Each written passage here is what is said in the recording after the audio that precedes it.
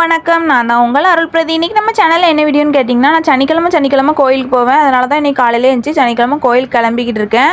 எப்போவுமே சமையல் பண்ணி எடுத்துகிட்டு போவேன். இன்றைக்கி சமையல் பண்ணி எடுத்துகிட்டு போகல. ஏன்னு கேட்டிங்கன்னா, இன்றைக்கி கோவில்லையே சாப்பாடுன்னு சொல்லிட்டாங்க. அதனால் சமையல் பண்ணலை. வீட்டில் இருக்கிற சின்ன சின்ன வேலைகளை மட்டும் முடிச்சுட்டு கிளம்பிடலான்னு சீக்கிரமாக எழுந்துச்சி சின்ன சின்ன வேலைகளை முடிக்க ஆரம்பிச்சிட்டேன். நேற்று போட்டிருந்த வீடியோக்கு கமெண்ட் வந்திருக்கிறதுக்கு ரீப்ளை பண்ணிடலாமா?